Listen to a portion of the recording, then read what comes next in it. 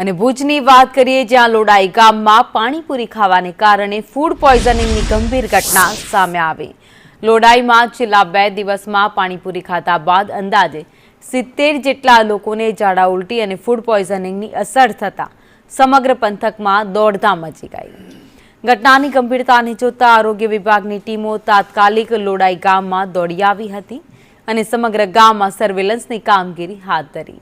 તો ગામના કુલ 2671 લોકોનો ડોર ટુ ડોર સર્વે પણ કરવામાં આવ્યો।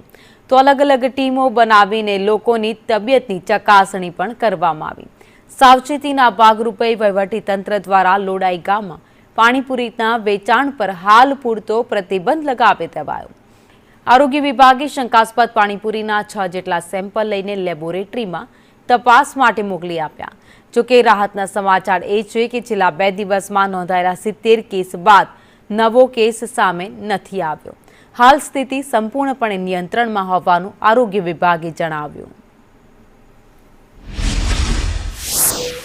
પાણીપુરી ખાવાના લીધે અમુક લોકોને ફૂડ પોઈઝનિંગની અસર થયેલી, જ્યારે જાણ મળી ત્યાર પછી 36 જેવા કેસો પીએચસીમાં નોંધાયેલા હતા અને તાત્કાલિક અસરથી અમે જિલ્લા પંચાયત અને તાલુકામાં જાણ કરેલી, આરોગ્ય અધિકારીને જાણ કરેલી અને ત્યારબાદ જે લોકો અસરગ્રસ્ત હતા તેમને તાત્કાલિક સારવાર માટે પીએચસી પણ 24 કલાક માટે ચાલુ રાખવામાં આવ્યું છે।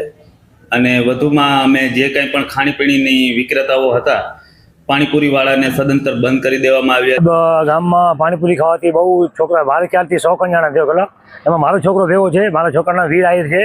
મારા છોકરા ભેગા 5 છોકરા હતા અમારા ગામમાં, મારા કુટુંબના જ। એ 5 ને બહુ તકલીફ પડી છે। 4 દાખલ છે ભુજમાં, 1 છોકરો મારો ત્યાં દવાખાનામાં।